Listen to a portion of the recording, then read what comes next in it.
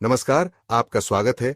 सनातन धर्म में गौ माता को अत्यंत पूजनीय माना गया है। पुराणों, उपनिषदम, वेदों, रामायण, महाभारत एवं अनेक प्राचीन ग्रंथों में गोवंश की महिमा का वर्णन अत्यंत विस्तार से मिलता है। गौ माता को पृथ्वी पर चलने वाली कामधेनु भी कहा गया है, जो हर इच्छा को पूर्ण करने की सामर्थ्य रखती है। मान्यता है कि गौ माता के शरीर में 33 करोड़ देवी देवताओं का वास होता है, अतः गौ सेवा स्वयं में सभी देवी देवताओं की आराधना करने के समान मानी गई है। गौ माता की सेवा, रक्षा और पूजन से भक्त को इस लोक में भी और परलोक में भी अपार लाभ प्राप्त होता है। इसी महत्व को उजागर करने के लिए प्राचीन काल की एक कथा अत्यंत प्रसिद्ध है, जिसका संबंध सूर्यवंशी राजा दिलीप और महर्षि वशिष्ठ की दिव्य गाय नंदिनी से है। शास्त्रों में कहा गया है कि इस कथा को जो श्रवण करता है उसे मनोवांछित फल की प्राप्ति होती है, उसके समस्त कष्ट दूर हो जाते हैं और उसे इस लोक में सुख समृद्धि एवं परलोक में स्वर्गीय गति प्राप्त होती है। प्रस्तुत है वही कथा जिसे भगवान श्री कृष्ण ने स्वयं देवर्षि नारद के प्रश्नों के उत्तर में सुनाई थी। आइए सबसे पहले उस प्रसंग पर आते हैं जब देवर्षि नारद द्वारका नगरी में भगवान श्री कृष्ण से मिलने पधारे। प्राचीन काल में जब भगवान श्री कृष्ण ने द्वारका नगरी बसाई थी, तब उनका यश और तेज चारों दिशाओं में व्याप्त था। समस्त देवता, आर्षि मुनि तथा भक्तगण समय समय पर भगवान श्री कृष्ण से भेंट करने के लिए द्वारका आया करते थे। एक बार ब्रह्मा जी के मानस पुत्र और त्रिलोक में भ्रमण करने वाले महान तपस्वी देवर्षि नारद जी ने विचार किया कि वे पृथ्वी लोक पर जाकर भगवान श्री कृष्ण के दर्शन करेंगे, साथ ही उनके समक्ष गौ माता की स्थिति से संबंधित अपनी शंका प्रकट करेंगे। नारद जी ने जब द्वारका नगरी में प्रवेश किया तो चारों ओर दिव्य चमक और सौंदर्य देखकर चकित हो गए। स्वर्ण जड़ित महल, सुगंधित पुष्पों से सुशोभित उद्यान, जल से लबालब भरी सरिताएं, ये सब मिलकर द्वारका को लोकातीत बना रहे थे। नारद जी ने अपने मन में भगवान श्री कृष्ण का स्मरण किया और महल के भीतर पहुंचे। भगवान श्री कृष्ण ने दूर से ही देवर्षि नारद को आते देखा। वे मन ही मन अत्यंत प्रसन्न हुए, क्योंकि नारद जी समस्त लोकों में भ्रमण करते हुए हमेशा हरि नाम का प्रचार किया करते हैं। जैसे ही नारद जी भगवान के समीप पहुंचे, उन्होंने भगवान श्री कृष्ण को हाथ जोड़कर प्रणाम किया। नारद जी के स्वागत सत्कार के पश्चात भगवान श्री कृष्ण बोले, हे देवर्षि, आपका द्वारका में पुनः स्वागत है। मैं जानता हूं कि आप किसी विशेष प्रयोजन से पधारे हैं। आप साक्षात ब्रह्मर्षि हैं, समस्त लोकों में निस्वार्थ घूमकर धर्म और भक्ति का प्रचार करते हैं। आपका आगमन यदा कदा विशेष प्रसंगों पर ही होता है, अतः आज अवश्य कोई गूढ़ विचार आपके मन में होगा। कृपया मुझे बताइए, मैं आपकी शंका का समाधान करने के लिए प्रस्तुत हूं। यह सुनकर नारद जी मुस्कुराए और बोले, हे प्रभु, आपकी लीला अपरंपार है। आप अंतर हृदय में विराजमान हैं और सब कुछ जानते हैं, फिर भी आपने बड़ी विनम्रता से मुझसे पूछ लिया। वास्तव में मैं पृथ्वी लोक में भ्रमण करते समय एक विचित्र दृश्य देखकर व्यथित हो उठा। मैंने देखा कि कुछ मनुष्य गौ माता की पूजा अर्चना करते हैं, उन्हें रोटी खिलाते हैं, उनकी सेवा करते हैं। वहीं दूसरी ओर कुछ दुष्ट प्रकृति के मनुष्य गौओं पर अत्याचार कर रहे हैं, उन्हें मार रहे हैं, उनका शोषण कर रहे हैं। यह देखकर मेरा हृदय द्रवित हो गया, क्योंकि गौ माता तो निष्पाप होती हैं। वे मानवता को पोषण देती हैं, लेकिन फिर भी कुछ दुष्ट स्वार्थवश उनका वध करने से पीछे नहीं हटते। हे प्रभु, मेरे मन में यह प्रश्न जागा कि जो मनुष्य गौ माता की सेवा, पूजा और रक्षण करता है, उसे इसका क्या फल मिलता है? और जो मनुष्य गौओं पर अत्याचार करता है, उसे कौन सा दंड भोगना पड़ता है? भगवान श्री कृष्ण ने नारद जी की बात सुनकर कहा, हे देवर्षि, जो मनुष्य गौ माता की पूजा करता है, उनकी सेवा करता है, उसे इस लोक में भी और परलोक में भी अक्षय फल मिलता है।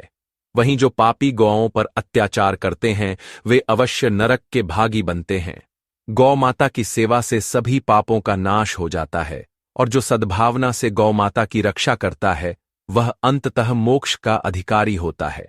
आज मैं आपको एक प्राचीन कथा सुनाता हूं, जो सूर्यवंश के प्रतापी राजा दिलीप और दिव्य नंदिनी गाय से संबंधित है।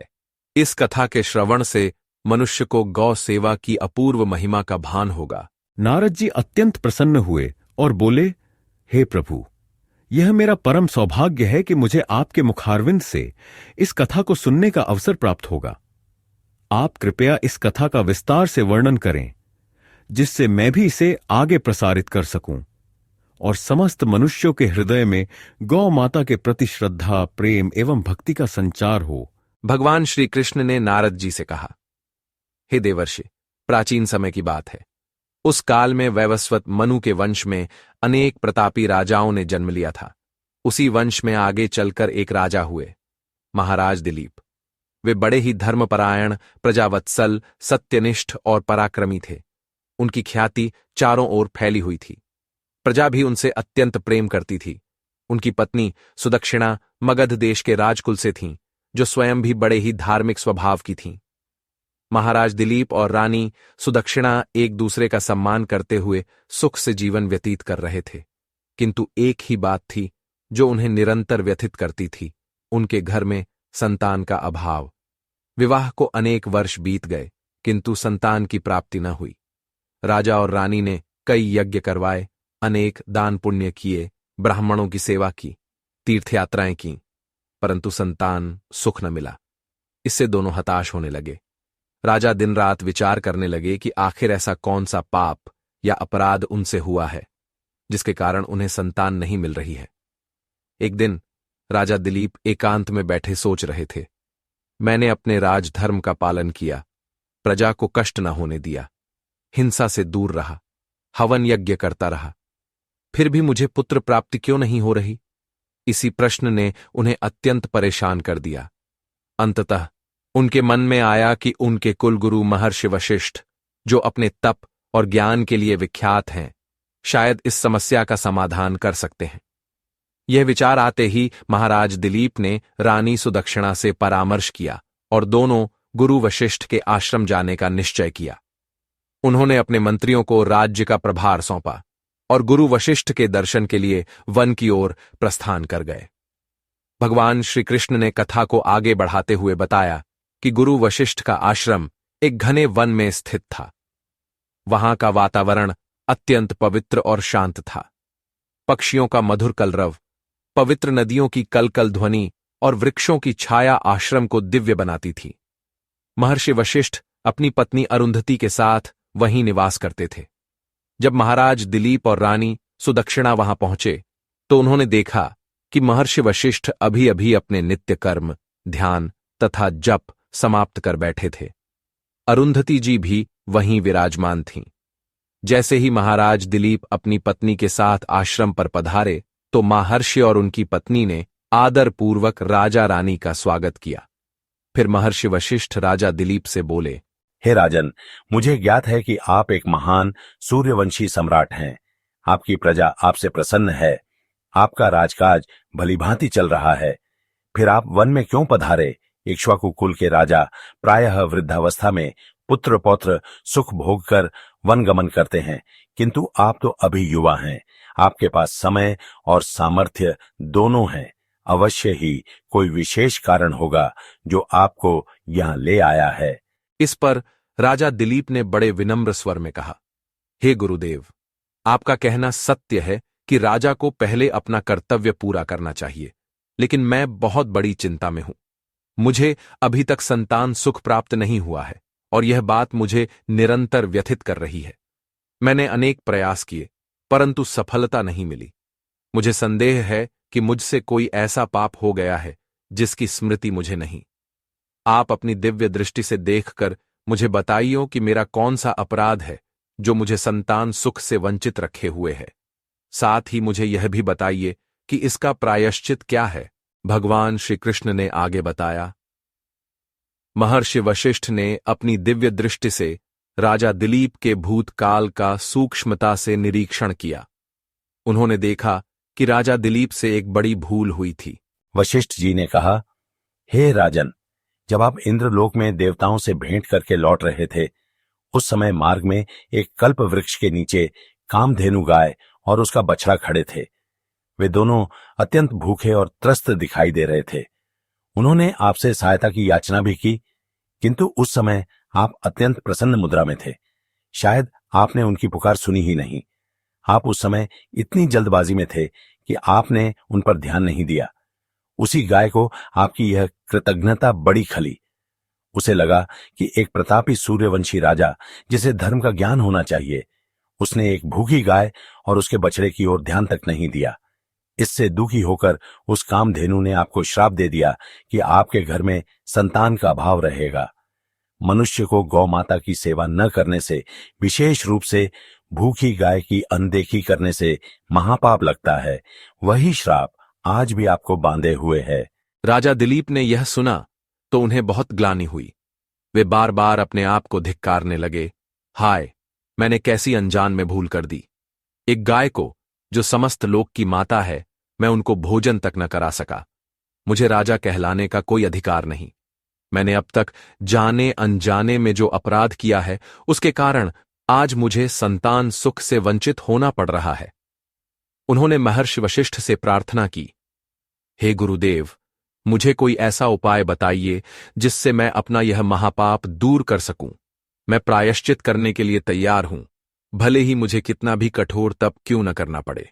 महर्षि वशिष्ठ ने राजा दिलीप की प्रार्थना सुनकर कहा, हे राजन, कामधेनु की वही पुत्री नंदिनी इस समय मेरे आश्रम में है।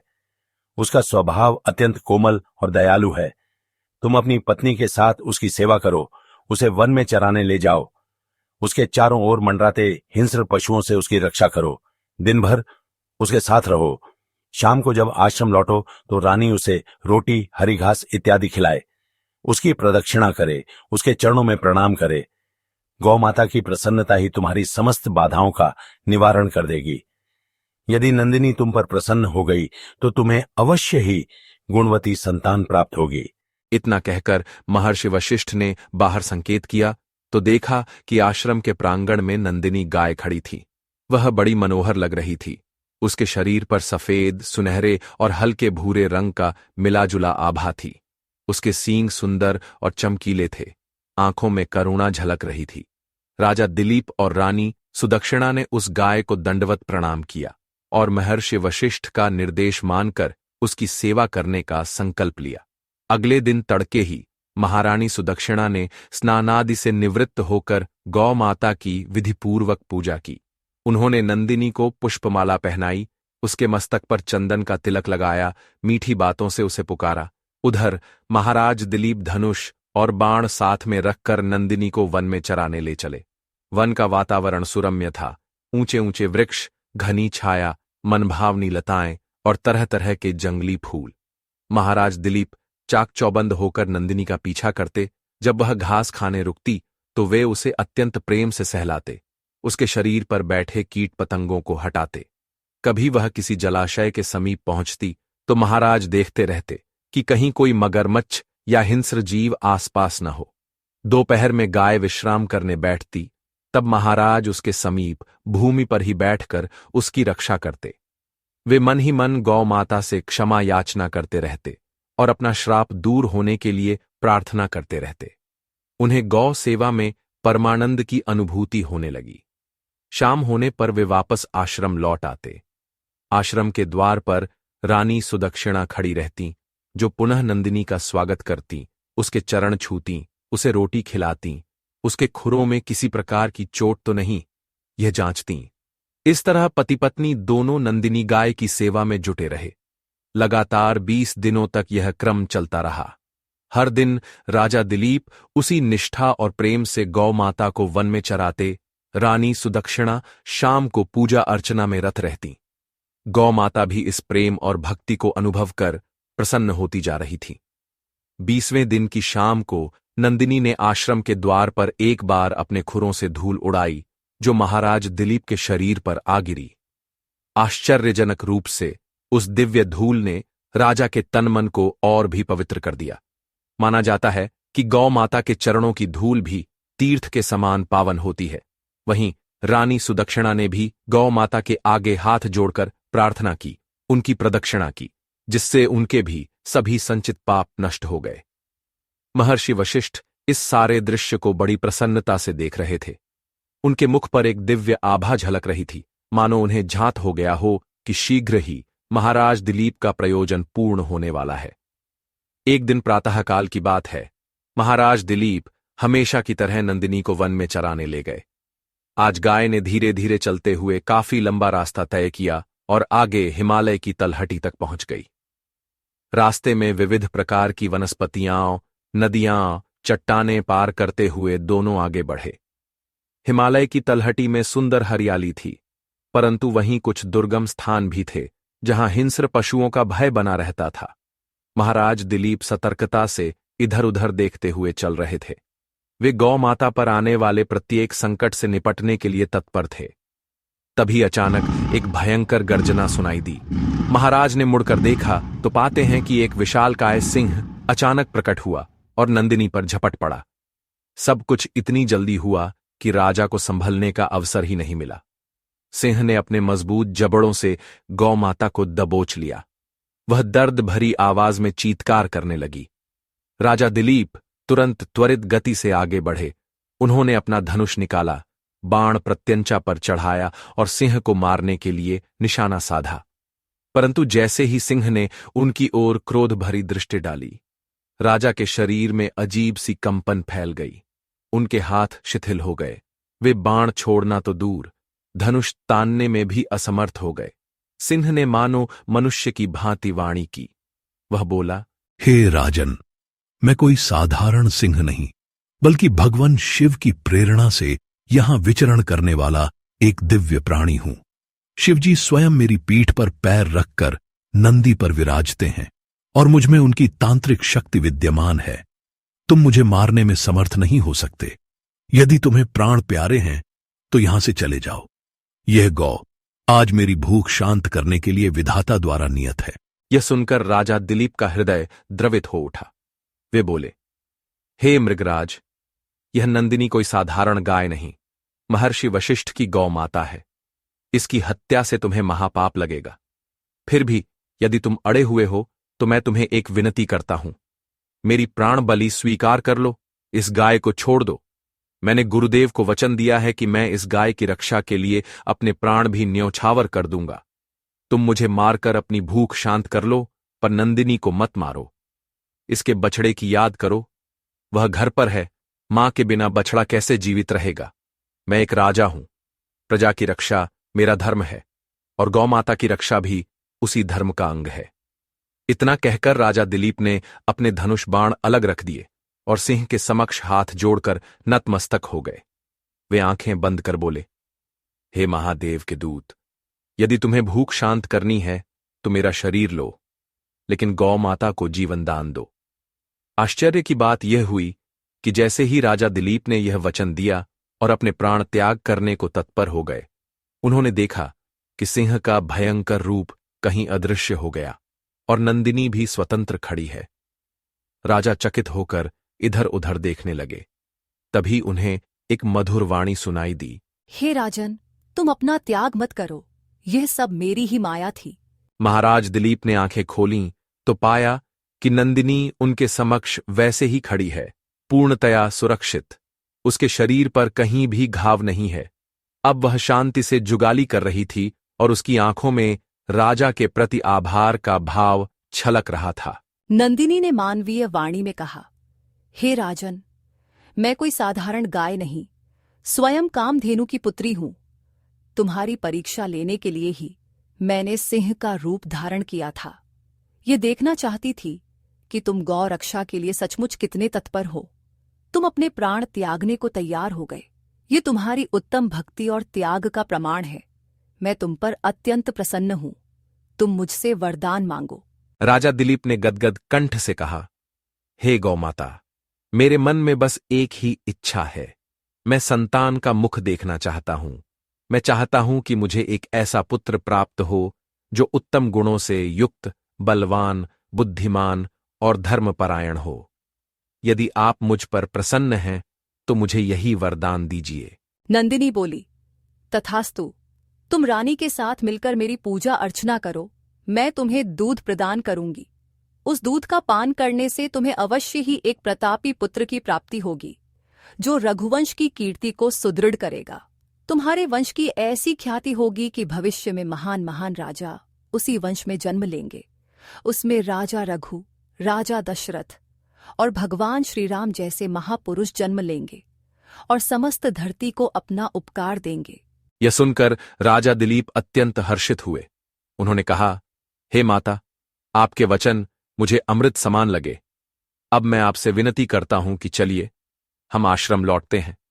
वहां मैंने और रानी ने सभी अनुष्ठान की व्यवस्था की है। मैं विधिपूर्वक आपका पूजन करूंगा और आपके दूध का प्रसाद रूप में ग्रहण करूंगा। इसके पश्चात राजा दिलीप नंदिनी को वापस महर्षि वशिष्ठ के आश्रम में ले आए। रानी सुदक्षिणा द्वार पर प्रतीक्षा कर रही थीं। उन्होंने बड़े उल्लास से नंदिनी का स्वागत किया, उसे ताजे जल से स्नान करवाया, फूलों का हार पहनाया।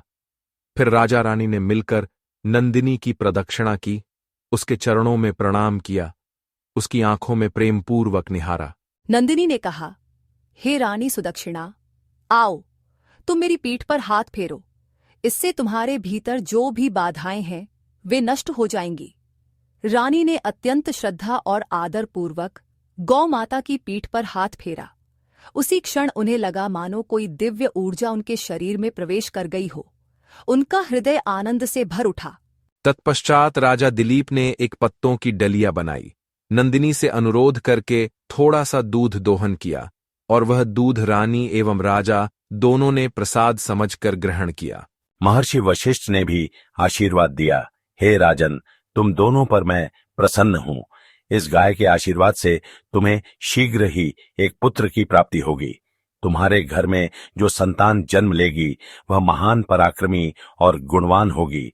उसी के नाम से भविष्य में तुम्हारे वंश को रघुवंश कहा जाएगा, जिसकी कीर्ति चहुं ओर फैलेगी।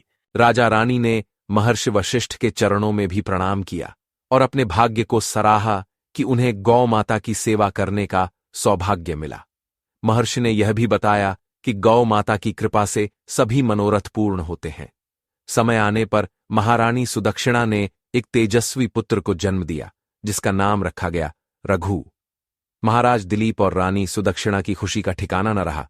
पूरे राज्य में उत्सव मनाया गया। महर्षि वशिष्ठ के आशीर्वाद से राजकुमार रघु बड़ा होकर अत्यंत पराक्रमी, धर्मनिष्ठ और प्रजावत्सल राजा बना। उसी के नाम पर आगे चलकर यह वंश रघुवंश कहलाया। इसी रघुवंश में आगे जाकर राजा दशरथ और भगवान श्री राम ने अवतार लिया। कहा जाता है कि महाराज दिलीप के इस इतिहास ने सिद्ध कर दिया कि गौ सेवा मात्र से भी मनुष्य के बड़े से बड़े कष्ट दूर हो सकते हैं। भगवान श्री कृष्ण ने कहा, हे देवर्षि, जो मनुष्य गाय की सेवा करता है उस पर साक्षात मेरी कृपा होती है। गाय के शरीर में 33 करोड़ देवी देवताओं का वास माना गया है। अतः गाय की पूजा करना, उन्हें रोटी या हरी घास खिलाना या उसकी प्रदक्षिणा करना, ये सभी पुण्य फलदायक कर्म हैं।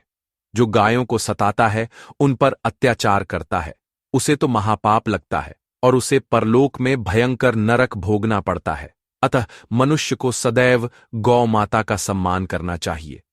शास्त्रों में वर्णित है कि जो भी व्यक्ति प्रतिदिन गाय को रोटी, गुड़ या हरी घास खिलाता है, उसके घर में कभी अन्न धन की कमी नहीं होती। ऐसा माना जाता है कि जिस घर के सामने गौ माता नित्य आकर रुकती है, वह घर धन धान्य से संपन्न रहता है। गौ माता को रोटी खिलाने से घर में सुख, शांति और सौभाग्य बना रहता है और सभी बाधाएं दूर होती हैं। गाय के प्रति आदर भाव रखते हुए यदि हम उनके चरणों में प्रणाम करते हैं तो हमें देवताओं का आशीर्वाद भी प्राप्त होता है। ऐसे व्यक्ति का हृदय स्वच्छ होता जाता है, उसकी मानसिक और आध्यात्मिक प्रगति होने लगती है। कहा जाता है कि गौ माता के पीठ पर सूर्य केतु नामक एक नाड़ी होती है, जो सूर्य की किरणों को सोखकर गाय के दूध में अद्भुत गुण भर देती है। इसीलिए गौ माता की पीठ का स्पर्श अत्यंत पावन माना गया है। पुराणों में वर्णन है कि जो मनुष्य श्रद्धा से गाय की पीठ का स्पर्श करता है, उसके सभी पाप नष्ट होते हैं और उसे पुण्य की प्राप्ति होती है। गाय का दूध सर्वश्रेष्ठ आहार माना गया है। यह न केवल शरीर को सबल बनाता है, बल्कि मानसिक शांति और आध्यात्मिक बल भी देता है। आयुर्वेद में भी गौ दूध को अमृत के समान बताया गया है, जो कई रोगों को दूर करने की क्षमता रखता है। दान में गौदान को सर्वोत्तम माना गया है। अनेक शास्त्रों में कहा गया है कि जो व्यक्ति गौदान करता है वह अपनी कई पीढ़ियों का कल्याण करता है। मृत्यु के बाद वैतरणी नदी पार करवाने में भी गौ माता सहायक होती है। इसलिए पुराणों में गौदान का विशेष महत्व बताया गया है। भगवान श्री कृष्ण ने नारद जी से कहा, हे देवर्षि, अब मैंने यह कथा आपको सुना दी है। जो मनुष्य इस कथा को श्रद्धा से सुनेगा उसे गौ माता की महिमा का बोध होगा। यदि वह अपने जीवन में गौ माता की सेवा करने का संकल्प ले ले तो उसके सारे पाप मिट जाएंगे, उसे धन धान्य की कमी नहीं रहेगी और मृत्यु के पश्चात वह परम धाम को प्राप्त होगा। जो गौ माता को मारता या यातना देता है वह निश्चय ही नरकगामी होता है। इसलिए सभी मनुष्यों को अपनी सामर्थ्य के अनुसार गौ माता का पोषण, सेवा और रक्षा करनी चाहिए। गौ माता को रोटी खिलाना, उसे प्रणाम करना, उसके कूबड़ का स्पर्श करना, इन सबसे मनुष्य अपनी अनेक जन्मों की बाधाओं को समाप्त कर सकता है। भगवान श्री कृष्ण की वाणी को सुनकर नारद जी भाव विभोर हो गए। उन्होंने कहा, हे प्रभु, मैं इस कथा का प्रचार अवश्य करूंगा ताकि मनुष्य जाति गौ माता के प्रति अपने कर्तव्य को समझे और उन्हें कभी कष्ट न दे। तो दोस्तों, इस प्रकार से भगवान श्री कृष्ण ने नारद जी को गाय को रोटी खिलाने का महत्व समझते हुए यह कथा सुनाई थी। आपको यह कथा कैसी लगी? कमेंट करके अवश्य बताएं। जानकारी अच्छी लगी तो वीडियो को लाइक करें और कमेंट में जय गौ माता और जय श्री कृष्ण अवश्य लिखें। साथ ही चैनल को सब्सक्राइब करें। आप सभी का धन्यवाद।